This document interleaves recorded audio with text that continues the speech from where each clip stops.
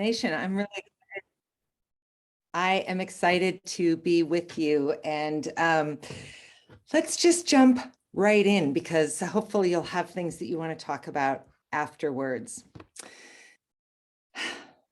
So when I was a college student studying theater, I spent a summer in the Catskills of upstate New York studying Shakespeare. And every morning, the group of us would gather for 45 minutes of deep breathing exercises. It was meditative and grounding and created an expansiveness in our bodies and in our minds to get us ready for an intense day of study. In and out. And feel free to join me if you'd like. In and out. When my son was born 18 months later, the nurses marveled at my ability to take a deep breath. And I told them that it was my theater degree being put to good practical use. In and out. In and out. While I was a grand champion breather, nothing else about that unplanned pregnancy made me feel like a success. Finding myself pregnant at 22 with a theater degree, no partner, and very few job opportunities utterly derailed my dream of movie stardom. The stress and pressure of that first catastrophic failure weighed me down in ways I'm still working to unravel more than 26 years later. Instead of moving to Los Angeles after I graduated, I ended up back in my hometown, desperately trying to hide the rocks of failure, disappointment, shame that everyone else could see. Today, I struggle to take a meaningful deep breath, not because I've been in an accident or because I have a medical condition. Rather, it's like giant slab after giant slab has slowly over time been placed on my chest, keeping me from filling my lungs fully. It's suffocating and has created a number of problems, but most notably, it has inhibited the full strength and power of my voice, which is ironic because I depend on my voice to share my story.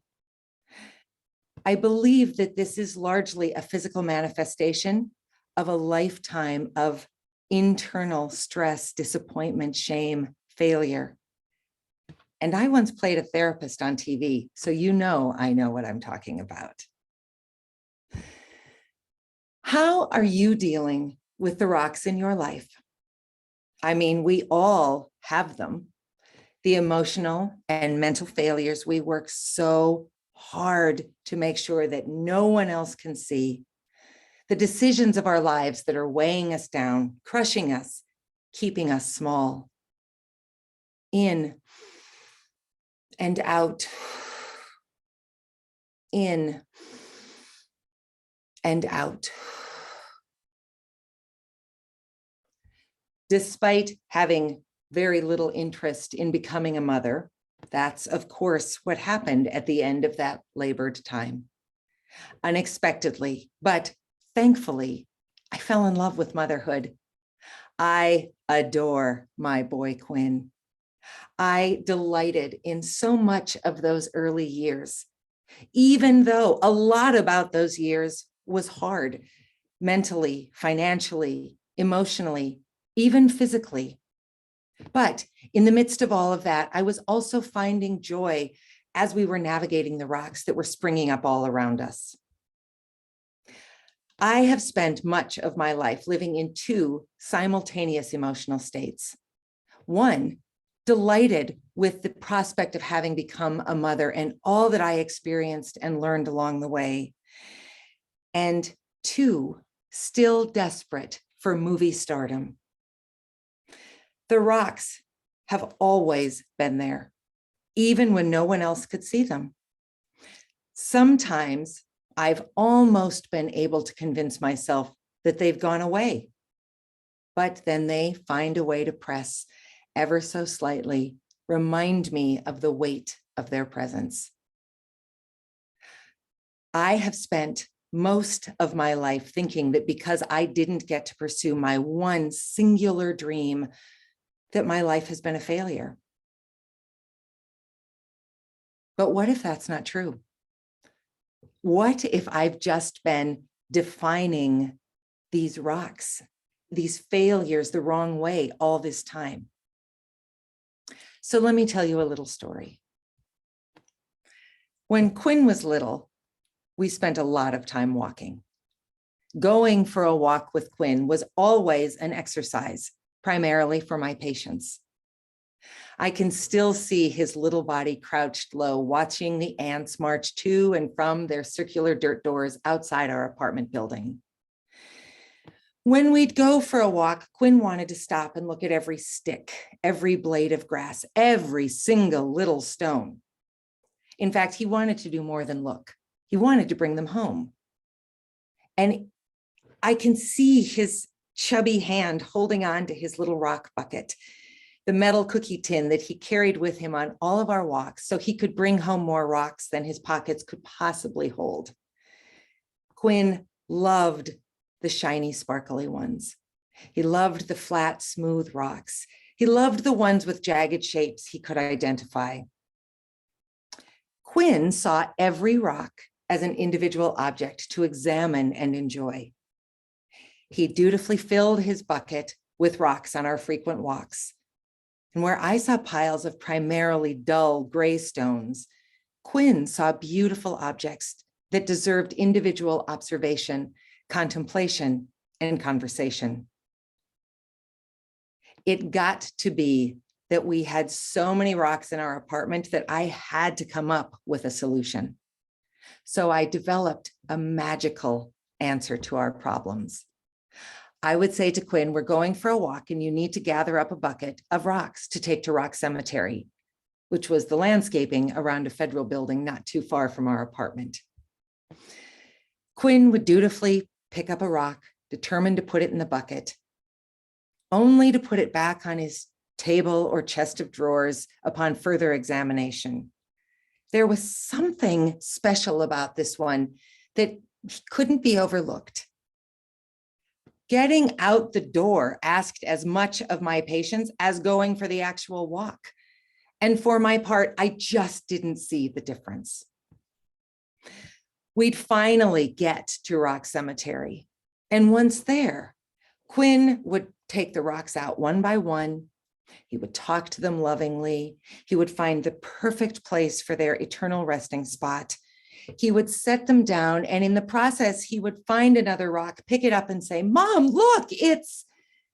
And he would tell me some extraordinary detail that reminded him that this rock had too once been his.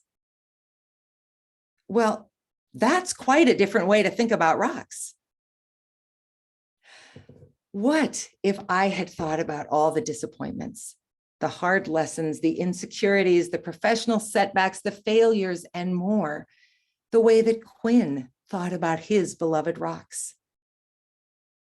What if each of the stones I was working so hard to bury or ignore was something I picked up, carefully examined to find its special qualities, talked to lovingly, and cherished as a beloved object in my life? What if I had appreciated them for what they've given me, taught me, allowed me to learn both about myself and the world around me along the way? And what if you did that too? Every talk I give, every time I use my voice to name the rocks of shame as experiences that have taught me a powerful lesson or given me an unexpected opportunity versus something that I have allowed to crush me for all these years, I find it's a little bit easier to breathe just a little bit deeper. My shoulders relax, my voice feels less labored, and I am more grounded.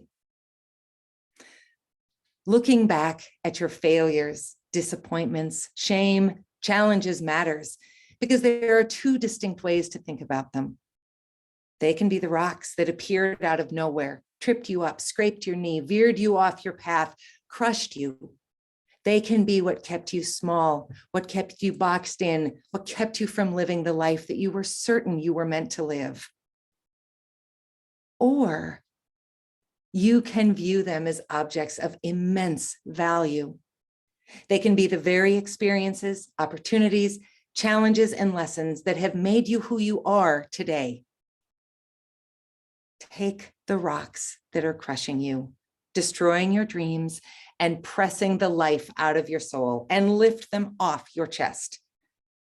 Remove the shame attached to those rocks, and you'll realize that you're moving through the world from a very different perspective, from an empathetic place of hard-earned lessons learned, and from an understanding that the so-called failures are actually what give you the depth and insight that you have today. So breathe with me, in and out, and in and out, and set your rocks down.